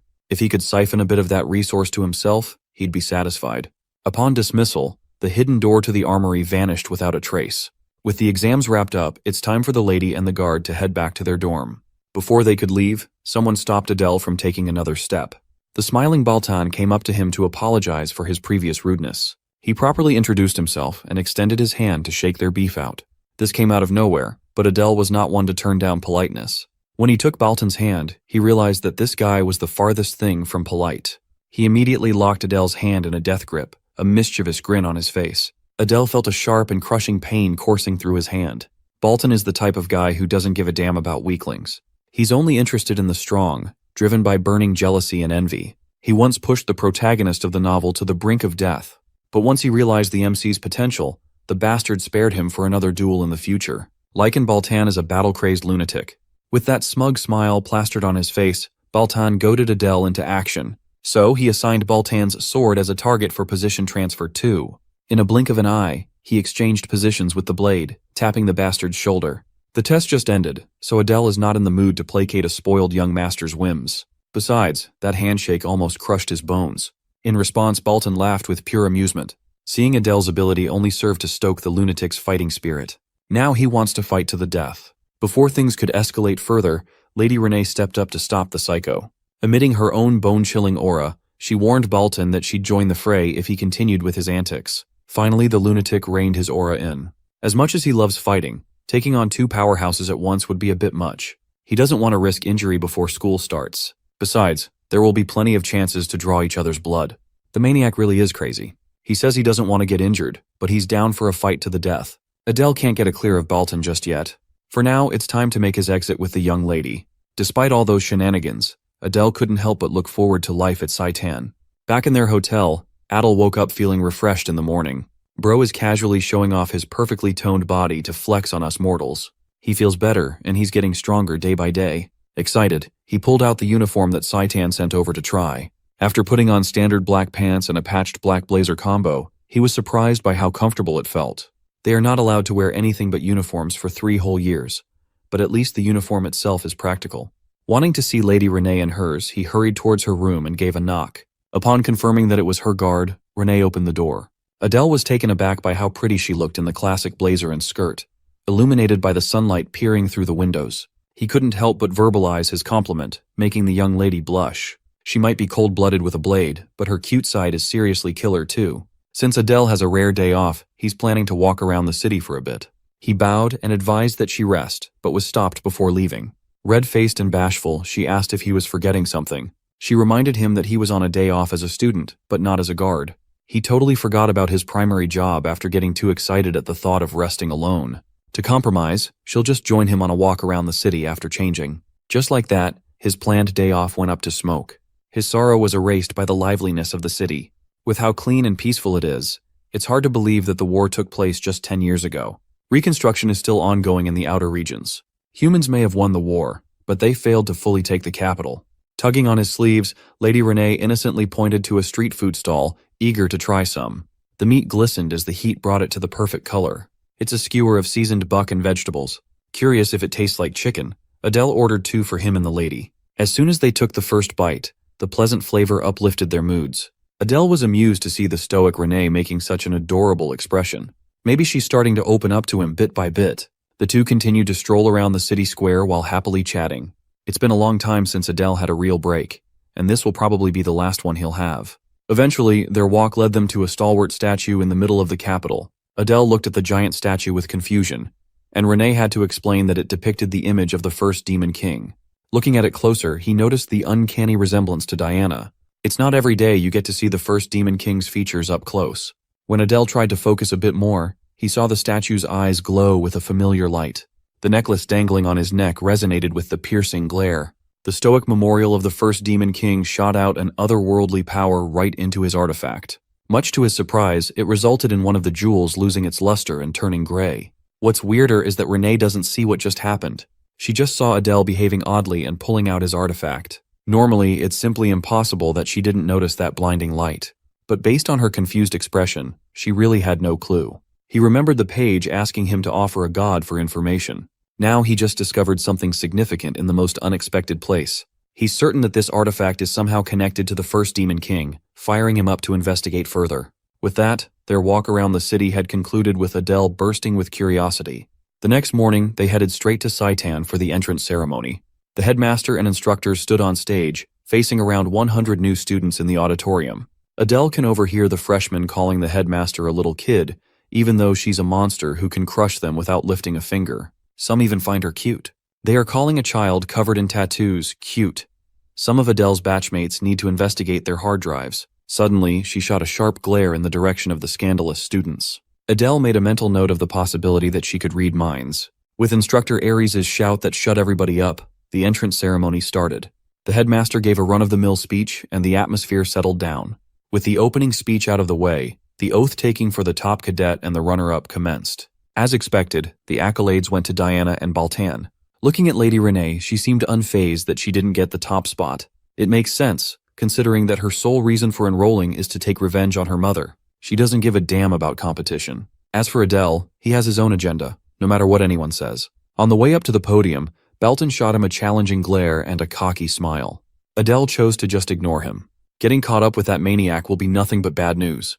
When the top cadet walked up to the stage, her presence alone showed why she was on top. As expected from someone blessed by the gods, the Demon King's daughter, Diana, is unmatched. The oath of the top cadet to wipe their disgrace and rebuild the demonic realm echoed inside the auditorium. Everyone could feel the rage from those who lost their homes and families at the hands of humans. If these demons find out that Adele is from the arson bloodline, the worst-case scenario would be torture for an eternity. With the entrance ceremony concluded, Instructor Aries directed everyone to check their assigned classes on the bulletin board. Everyone lined up neatly to find their names on the board. Upon scanning the assignments, Adele found his name under Class A. When he looked for Lady Renee's name, a tear almost ran down his cheek. Thankfully, his boss is assigned to Class C. He tried to appear upset, but the smile on his face gave his mood away. She asserted that he's still her guard, and he must drop everything when she calls for him. Pleased with the semblance of independence he just gained, Adele headed for his assigned classroom. On the way, he accidentally bumped into another student. The kid turned to him with murderous eyes, veins bulging in his neck. The rude kid threatened to kill him and called him a Cerberus-looking bastard. Adele was taken aback by the unprovoked hostility from a stranger. He recognized the kid as the son of Varus, a descendant of Gluttony, Samuel. He's pretty strong among the 7 deadly sins. The kid is picking a fight even though he's at fault. Trying to avoid any mishaps on the first day, Adele apologized. Samuel is one prickly freak with an extremely punchable face. Aside from Lady Renee, it seems like the children of the 7 deadly sins are all freaks. Adele can only pray that he won't be stuck with Baltan in Class A. In the faculty room of Saitan, a heated meeting was underway. Instructor Idea was protesting that she should be respected as a proper instructor of Saitan. Instructor Aries argued that she simply couldn't be trusted to handle a particularly dangerous child, and asserted that he had more experience handling such a case. Idea found it preposterous that this guy was trying to walk all over her to take control of Class A. Mediating in between the two, Headmaster Lucian asked them to pipe down. Idea finds it unfair that she's always being targeted by criticism. To clear the air, the headmaster let Aries speak of his reason for wishing to switch classes with Idea. He simply explained that he was better equipped to handle that trainee, Adele, for he had faced countless foes like that kid on the battlefield before. One look was all it took for him to see that the boy was a natural-born killer. He's the kind who would point his blade at his allies and must be restrained right away. The other instructors think he's overreacting to a half-demon boy significantly weaker than the children of the 7 deadly sins. Aries argued that raw power doesn't define true strength. Adel's boldness and calmness are no less than the best of the heirs. This is why he wants to take over Class A, which is to keep a close eye on the cadet. So, in the end, he's simply saying that Instructor Idea cannot be trusted to handle one standout trainee. Aries is treating his colleague like a kid. Hearing this useless chatter, the headmaster sighed. She leaked a little bit of her aura, forcing the instructors to shut the hell up. While she understands Aries' concerns, switching class advisors now would do more harm than good. However, she also recognized being a bit cautious would not hurt. So she simply tasked Instructor Idea to pay special attention to the Adele boy. With that, the meeting concluded, and the first day of classes shall officially begin.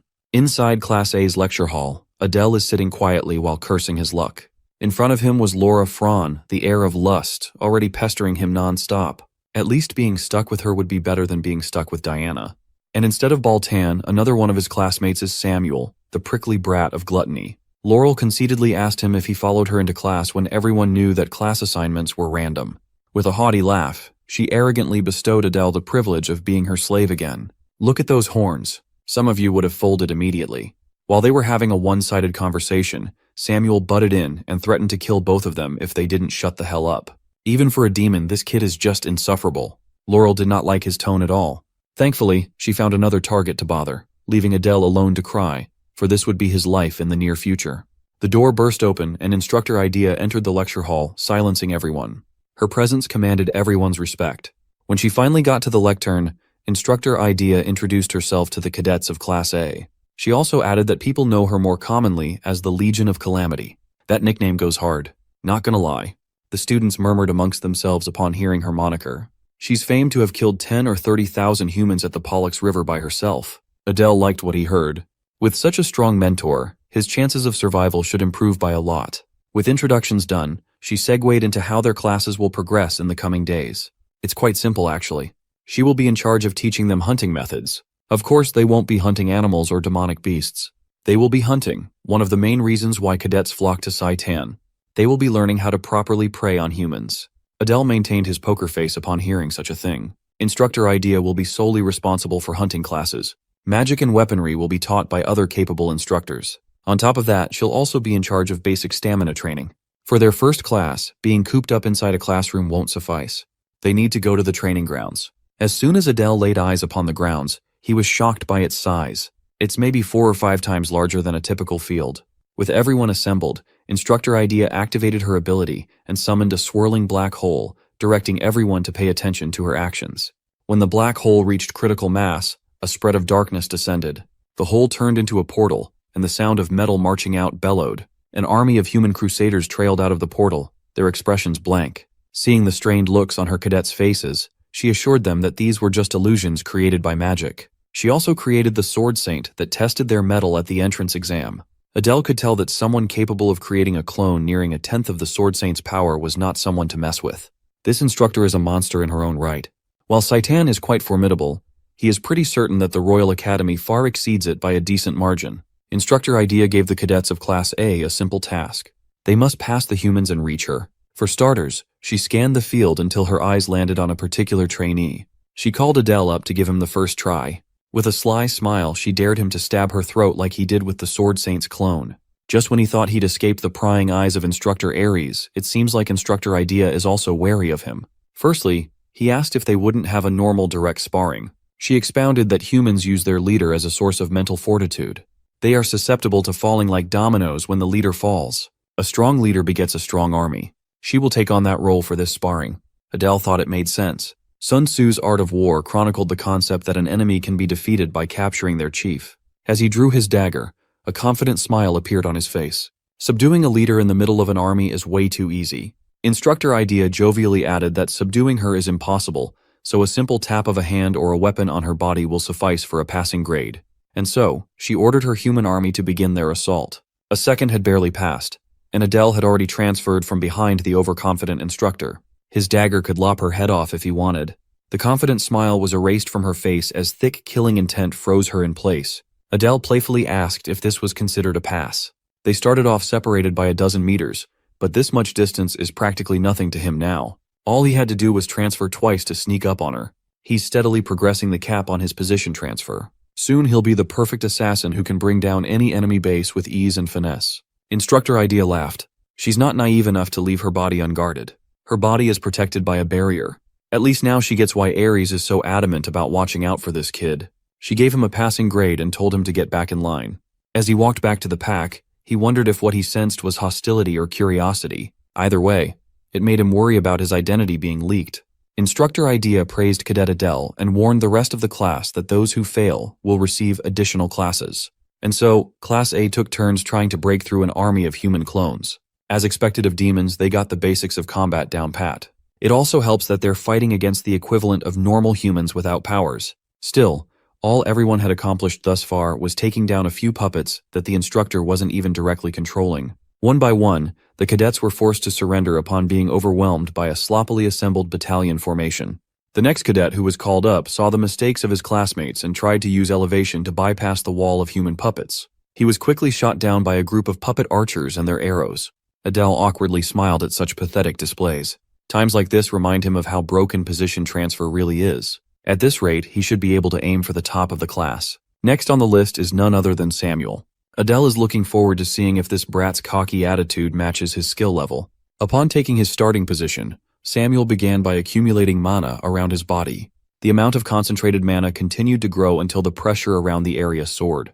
Befitting of his brashness, Samuel's mana coalesced into a swirling tornado of pure destructive power. The other cadets were almost blown away by the scathing wind. Adele watched in shock as Samuel wiped the whole human battalion into one fell swoop. This is his first time seeing magic at such a high level. Samuel's gluttonous unique ability is a monstrous skill that can devour everything in its patch. Adele reckoned that the kid might take the top spot in the class for now. But when the dust settled, Instructor Idea emerged unscathed. In fact, she was quite disappointed with this batch. Adele expected as much. There's no way an instructor would let herself get blown away by a cadet. Samuel's attack wiped the board clean beside the leader. It was an impressive feat, enough to give a slight shock for a brief second. Unfortunately for him, he fails like many others. Samuel was taken aback, seemingly wanting to appeal the decision. Instructor Idea simply snapped her fingers and showed why something elementary was useless against her. Behind her was a whole army of human puppets. Once more, she emphasized that if a leader is left alive, humans will always find replacements to fill their ranks. Stretching all the way out of the field, Adele estimated that there should be about 200 puppets behind the instructor. All Professor Idea can say is that Samuel's magic is impressive, but only for a fledgling first-year cadet. The prickly Samuel knew better than to talk back. So, he scoffed and walked back to the pack. Adele was quite surprised that the kid could take the harsh result, albeit full of discontent. When their eyes crossed for a second, Samuel felt his anger rise higher. The kid's overconfidence in his ability is the root of his failure. If he focused all that power on the real target, he could have passed this test without any issues. The initial assessment continued as Idea called on another cadet. A high and mighty laugh bellowed from the crowd. Laurel Franz stepped up to the plate, excited to get her turn in the spotlight. The other cadets were certain that she'd pass. It'll only be a matter of how. She stood in front of the puppets, calling them minions who dared block her path. Her arrogant words did not elicit the response she was hoping for. Nervously sweating, her haughty words stopped coming. Seeing that she couldn't use her abilities on the puppets, she desperately thought of a way out of this mess. As Adele expected, the heir of lust is not the type to fight directly. Back in the entrance exam, she used her teammates as crazed minions while staying at the back, barking orders like a queen bee. She's practically harmless without minions. Desperate for a solution, she turned her attention back to the flock of cadets and locked gazes with Adele. With pleading eyes, she asked for help but still referred to him as a slave. Unaware of their one-sided dynamic, the entire class silently discussed what they just heard. Adele wasn't going to help Laurel in the first place, but now he definitely will not. Tired of her crying, Instructor Idea ordered her army to charge forth. Laurel recoiled at the sight of the puppets swarming her. They surrounded her and rained punches and kicks. Adele couldn't believe that she didn't even bother learning to cast buffs on herself. Everyone watched as the puppet beat her up for a concerningly long time while begging for help. While everyone was focused on the beating, Adele's attention was drawn elsewhere. He just watched one of his classmates heal a wound completely. Healing magic is a power that only humans can use. Since that's the case, it's safe to assume that this pink-haired cutie must be a half-demon too. Healing talent is rare as is. A demon that can heal is practically non-existent. While he doesn't remember this girl's name, he made a mental note of finding a way to connect with her somehow. Just when he was about to approach her, Instructor Idea tasked him with helping Cadet Fran back to the classroom now that the test was over. Her timing couldn't be any worse. He'd rather try getting acquainted with the healer instead of babysitting a spoiled brat. He kneeled down and flicked the beaten and battered Laurel on her forehead, calling her useless. Adele poked her repeatedly to wake up and get up. The trashing she could live with, but being humiliated in front of everyone made her feel worse. At least when she calls him a slave, he can just clap back that she's pathetically weaker than one. Before the end of class, Instructor Idea ordered everyone to gather and line up. She had some high expectations, but the results were disappointing to say the least. Still, today is a good first lesson. It's important for these youngsters to experience overwhelming defeat to get a sense of where they stand in the world. It's imperative that they see where their flaws are and what mistakes they make. Finding out their limits early on is a big step forward. Knowing these allows them to support one another in battle. Adel found it odd that Saitan uses random class placement when human imperial schools usually split students based on their abilities. Instructor Idea touches on the concept of synergy. Despite all the failures today, one student passed the test. Singling him out among the crowd, Idea shot him a lingering glance, claiming that she'd be paying attention to his progress. Adele awkwardly thanked her while feeling the gazes of his classmates burning behind his back. Finally, they were dismissed and directed to return to the classroom for their next class. If the instructors are hostile, so are his batchmates. Samuel, in particular, looked like he was ready to pounce. Adele is worried that, at this point, building up his own faction might be next to impossible with all the meddling of those pesky kids from the 7 deadly sins. After hunting class, the rest of the lessons went on without a hitch. Next in their schedule was theoretical education. In theory class, they learned about the history of the demonic realm and the cursory weaknesses of humans. Adele diligently listened. Today he learned that demons have practically the same body structure as humans. Getting hit in certain parts equates to the same level of pain. Next time, they'll be having a quiz, so the instructor reminded them to study. It was surprisingly normal. Nevertheless, Adele found going through school tedious when he'd already gone through this in his previous life. It's only the first day, but he's already feeling defeated. Just like in his previous life, he had no friends to talk to after class. Speaking of friends, there's this one girl he's been trying to get acquainted with. The pink-haired lady who has healing powers. Since the next class won't start for a few more minutes, perhaps this is his chance to talk to her. Slowly walking up to her desk, the two exchanged a glance. With a warm smile, Adel properly introduced himself. The girl stared at him in silence while the rest of the class dropped whatever they were doing and paid attention to the two. Now that he's thinking about it, Adele realizes that when two half-demons do anything together, they are bound to draw attention from the masses. The girl is visibly uncomfortable with this, so it would be best to save the rest of the conversation for next time. So he quickly extracted himself from the awkward situation. Heading to the door, he just wanted to head to the restroom and feed loneliness to his mana or something. Suddenly the door opened, and Samuel walked in. For the nth time today, the two locked eyes. Adele just wanted to get out. Yet this prickly brat looked at him like he was lower than garbage. Trying to keep the status quo, Adele reluctantly deferred and made way for Samuel to go in first. As the kid passed Adele, Samuel scoffed and murmured about how he's a nauseating, low-class creature. Everyone has a bottom line. Adele tried his best to stay out of trouble all day, but he's finally reached his limit for bullshit.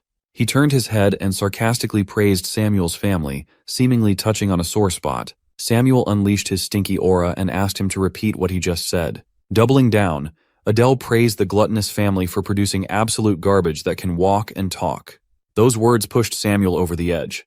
Though, to be fair, it doesn't take much to provoke him into unbridled rage. Unlike Balton, who knows when to push and pull, this dumbass cannot control his pure hatred and hostility. If this kid is going to get in the way of Adele's plans, then it would be better to just take him out of the picture right now. Samuel contorted and shaped his mana around his body, forming a spiky armor. Adele was unfazed. He thinks that he should be able to get away with blowing an arm off if he frames the incident properly. But before the two could collide, the instructor for the next class had already arrived without anyone noticing. After